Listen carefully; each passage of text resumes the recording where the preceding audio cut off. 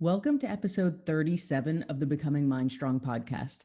And today we're talking about the power of labels. When we say, I am blank, that can be an extremely powerful force in our life. I am strong. I am the person who gets shit done. I am funny.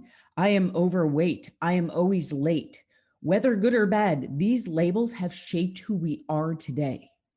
The problem, and this is what we're going to dig into today, the problem is that we're holding labels that we don't even realize we've put on ourselves. And often these labels are holding us back. So today we're going to do the work to start to identify which labels are serving us, which labels we want to form that maybe aren't there yet, and which labels we might not even notice are under the surface, but are playing a major role in defining who we are today.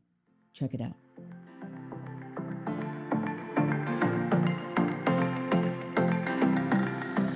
Welcome to Becoming MindStrong, the official podcast of MindStrong Fitness. My name is Rachel. I'm the owner and head coach of MindStrong Fitness, and I am here to teach you truth. No more bullshit, no more point systems, no more shakes, no more raps. This is math and science, and we're going to learn how to do it together. Ready? Let's rock and roll. So we're going to start by playing a little game. And whenever I have this conversation and I say we're going to play a game, people always say, I know, I am blank, fill in the blank. But that's not where we're going to start. We are going to get there, but that's not where we're going to start. We're going to start with this statement. I am a person who blank. Fill in the blank. There's no right or wrong. Brain dump. You can say it out loud. You can write it down. Unless you're listening to this in your car, then don't write it down. You can just think it. Doesn't matter. I am a person who blank. Write down as many thoughts come to mind. That's part one. I am a person who blank. Part two is the original statement. I am blank. Fill in the blank. Again, no right or wrong. Brain dump as many as come to mind. I am blank. I'll give you some examples. I am a person who always gets shit done. I am a person who never gives up. I am a person who's always late. I am a person who will always be the life of a party. Again, there's no right or wrong. There's different ends of the spectrum. We're just getting them all out. Part two, I am blank. I am strong. I am hilarious. I am lazy. I am overweight. I am tired. Again, no right or wrong. All ends of the spectrum. Just get them out. Here's what you're going to notice if you take the time to do this exercise, which I strongly encourage you to do. You're going to start to notice patterns. You're going to start to notice on that piece of paper or in that brain dump list that you made, oh my gosh, that totally makes sense of the person I am, of where I am in my life in every area, business, relationships, health and fitness, everything. Seeing these labels I put on myself, of course, this is where I am right now. We need, just like all of this, just like everything in health and fitness and life, we need to shine this light of awareness first. And here's why this is so important. Some of these labels are serving us really well. If you are a person who gets shit done, there is a really good chance that you are very successful in business, in taking care of your household, in whatever areas of your life where if you say you're going to do a task, you are going to freaking do it come hell or high water. That is going to show, right? If you're a person who says, I am lazy, that's probably showing up in all areas of your life, in your job, in your personal life, in how clean or not clean your house is, and how often or not often you exercise. And again, there's no judgment behind this. We're just shining the light of awareness. Well, of course, I'm struggling with these extra pounds. I just said that I'm lazy, right? Of course that I'm crushing it in my business. I just said that I'm the person who gets shit done. When we start to identify these labels, we can start to identify what makes sense. Of course, this is going well. Of course, this isn't going well. But here's where we can dig a little deeper. There are labels that we've put on ourselves that we're viewing as positive attributes that are actually holding us back. And there are labels we don't even know we're holding about ourselves that are holding us back. And finally, because we're not done yet, there are labels we can create for ourselves to be the person we want to be, to live the life we dream of. But first, we have to consciously choose those labels. So I'll give you some examples. We did a podcast episode a while back all about perfectionism. If you did not listen to it, I highly suggest you go check it out. Most people wear perfectionism as a badge of honor. I'm a perfectionist. I can't half-ass anything. And we joke about it, right? We say, oh, it's cute. I wish I wasn't like this. But we're glad we're like this. We wouldn't be if we didn't want to be, right? Because being a perfectionist means that we strive to be perfect. That is the definition of it. And what we talked about in that episode, and what I'll reiterate here, is that perfectionism is fear-based. When we dig under the surface, and this can be uncomfortable for those of us who have worn it as a badge of honor for years and years, when we dig under the surface, what we're saying is, I am a person who always does things perfectly. That is your self-identity.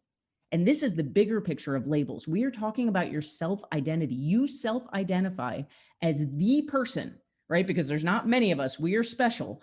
We are the person who always does things perfectly. So along comes a task that you don't really feel like doing, or you don't have the energy to do, or you have 10,000 other things on your plate that are more important. But we can't slack on this, because what happens if we slack? Here's where the fear-based judgment comes in. If we slack on that one task, well, the person in charge of that task now identifies us as someone we don't associate with, right? I'll give you an example. I'm a perfectionist in this example.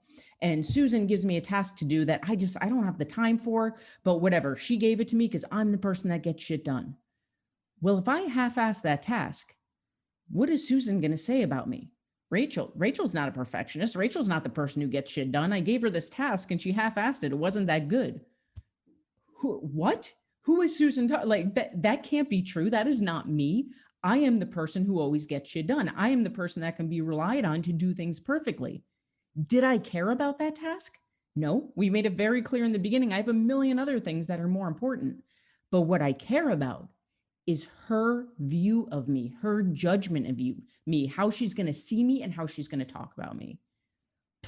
If you just follow that, that is a mind explosion moment, because this thing that we've been wearing as a badge of honor, perfectionism, is a fear of judgment. It is fear-based, and it is holding us back.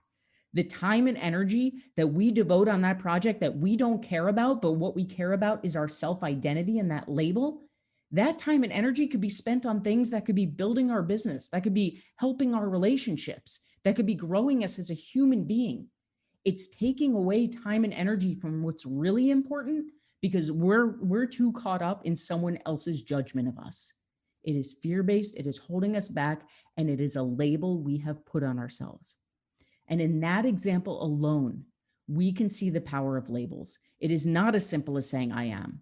It is a matter of self-identity. If I don't do that task perfectly, if this human being doesn't identify me as someone who's perfect, then who am I? I can no longer say I'm the person who gets shit done, because in their eyes, I'm not. Do you see how deep this goes? Here's the other end of the spectrum, though. We can decide who we want to be. And I'm going to give you a totally different example. Smokers are the perfect example of the power of self-identity. Smokers refer to themselves as smokers. I'm a smoker. I've been a smoker for 20 years. I'm not. I'm using this as an example. It would be terrible to try to lift and smoke at the same time. But this is a label they put on themselves. That is who they identify as. I am a smoker. One of the most powerful moments for someone who goes through the process of quitting smoking is when they can say, I am no longer a smoker. It's very different to say, oh no, I don't smoke. Oh no, I don't want a cigarette. But to be able to sit there and say, nope, I'm not a smoker. And we'll take it one step further. It's even different to say, I'm no longer a smoker, when you can put that wall up and say, nope, I'm not a smoker. You can feel that. That is not who I am. That is not what I do. Take that away from me, because that's not my life. This is the power of labels. It's not simply a name tag we're putting on ourselves. It's about the self-identity that's underneath those feelings. So here's our work to do. And I encourage you to do this. This comes down to the power of choice. You can sit here, you can listen to these podcasts, you can get all pumped up in the 10, 15, 20 minutes we talk about this stuff, and you can go about your life. Or you can take an extra 10 minutes when you're home with a journal, do it in your head, however you process best, and you can put in the work around this.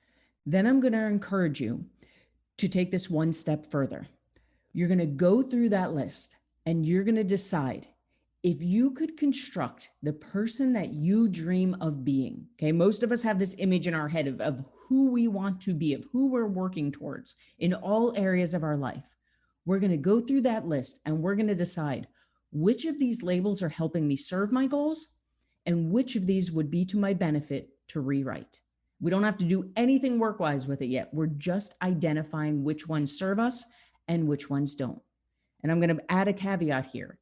This might not be as simple as it sounds. In our perfectionism example, you saw why, right? Most of us at first glance would say, I'm a perfectionist. Absolutely, that's helping me build the business of my dreams. But when we dig deeper and we do the work that we just talked about where is your energy going, if you feel this need to avoid judgment in every task you do, is it serving your goals? I personally don't think it is. That would get crossed off. Whereas at first glance, that might have been one of your distinguishing properties that you thought were getting there. So as you do this, take an extra 30 seconds and dig a little deeper. Think about, is this truly serving my goals? Here's the last step. What labels would benefit you in becoming that person? If right now one of your labels is I am lazy, okay, that's a very blanket statement. What does that even mean? Does that mean you sleep all day? Does that mean that, I know bodybuilders who identify them, they'll identify themselves as lazy. These people train harder than most human beings alive on this earth. But the second they're out of the gym, they come home and they nap most of the day. So if you ask them, they're like, yeah, I'm actually very lazy. I just work hard for those 2 hours a day and that's it. So your definition of lazy is not truth with a capital T. But let's use this as an example. Your label is lazy. What does that mean? First, we need to get clear on that. Secondly, is it serving your goals? If the answer is no, which I'm guessing for most of us, it's no. How can we rewrite that label to help us get closer to our goals in every area? Let's be clear. We're not bullshitting ourselves. We're not going from I am lazy to I am the hardest worker on the face of the earth. Because chances are, without some kind of like superhero tapping you on the shoulder, giving you magical powers, you are not going from a person who's napping all day or whatever your definition of lazy was to being some crazy, intense hard worker. And you don't need to be a crazy, intense hard worker to be successful in business or any other area of your life. We need to learn to work smarter. We need to learn to delegate. We need to learn to be organized. We don't have to grind until we're passing out. What we need to decide is what label serves us better. I am lazy. It's not really serving my goals. Don't really want to self-identify as that anymore. In fact, we're going to stop even making jokes about that because we know enough about neurology from hanging out here to know that every time we are repeating that statement, I am lazy, every time we are thinking that thought to ourselves, every time our internal monologue is repeating it, we're cementing that belief, that neural connection until it becomes our truth with a capital T. So I am lazy, that one's out. It's off. It's off limits. That's not who I am. So what am I? I'm a person who works smarter.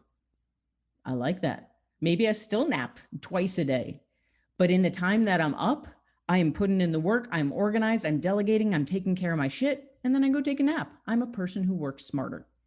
You see the difference? It's not one extreme to the next. We are not sugarcoating this. We're not trying to bullshit ourselves because you can't bullshit your mind. But what we can do is start to identify those labels, even if we're saying them as a joke. We're not joking about them. We're cementing them in place. So we're doing the work to start to identify which ones no longer serve. Then we're doing the work to identify who we want to be, and we're taking the steps to get there. Here's the beautiful part. As I just mentioned, if you have not listened to the podcast episode about habits, if you've never hung out in my Facebook group, we talk about this endlessly, and I highly suggest you go check this out. As we know, when we learn something new, a neural connection is formed in our brain. Every time we think the thought or do the action, myelin coats that neural connection over and over and over again until it's like pouring cement on the ground and we form a pathway. Up until this point in your life, you have repeated these labels to yourself, consciously or subconsciously, over and over again until it became habit. That's the reason why when I said, I am a person who blank, I am blank, you could just spitfire those out because we're not sitting around consciously thinking about this all day, but those belief systems are there.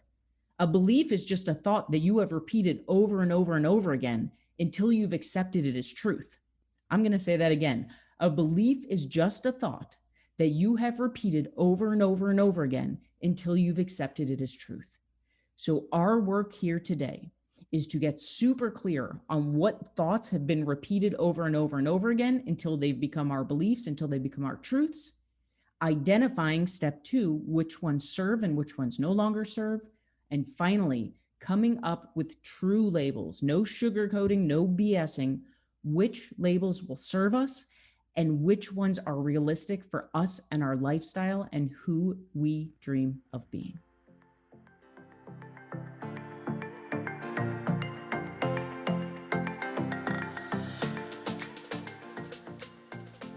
For way more work on habits and mindset and neural connections, check out my book, Becoming MindStrong, on Amazon.com or on my website, www.mindstrongfitness.com/becoming.